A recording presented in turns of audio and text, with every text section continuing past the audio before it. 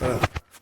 Bonjour à tous, alors c'est reparti, je vais vous montrer maintenant comment faire toutes ces passes de finition et de préférence des passes bien fines qui vous permettent de utiliser un minimum le matériel de ponçage qui est nécessaire, je vous montrerai après. Alors pour faire des bandes sans ponçage, ou avec très peu de ponçage, il faut en particulier faire un enduit très liquide. Alors, à l'inverse des premières fois où vous avez vu qu'il tenait bien la spatule, là il est franchement très souple. Il descend, il coule, et de ce fait-là, ça vous permet de mettre une pellicule très fine sur la bande. Alors voilà un exemple de bande. Bon, c'est posé, tous les plafonds sont faits.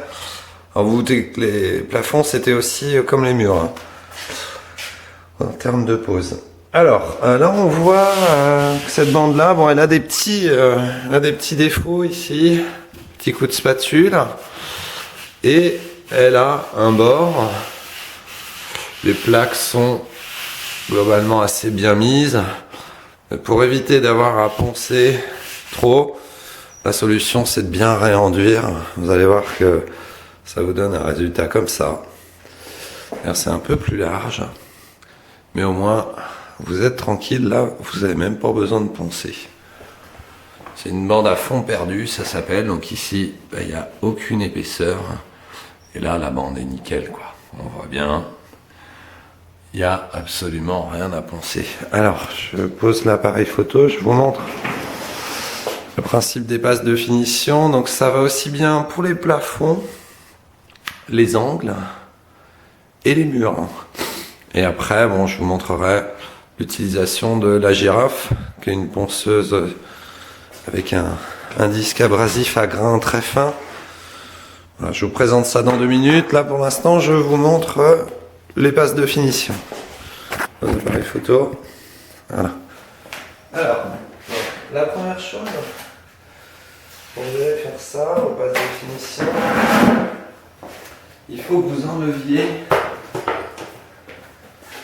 tous les petits trucs qui vous gênent.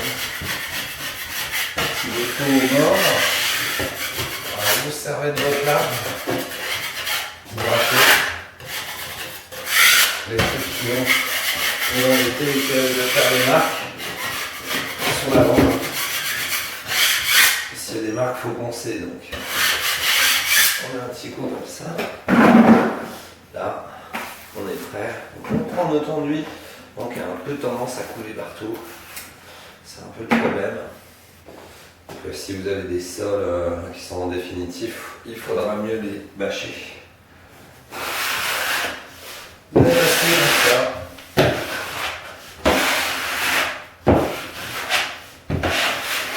Plus large en fait. On fait pareil ici.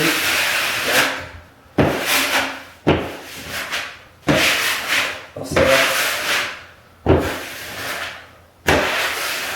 aussi vous permettre de rattraper les écarts qu'il peut y avoir si la laine de verre pousse sur le placo. Ce sont des choses qui arrivent.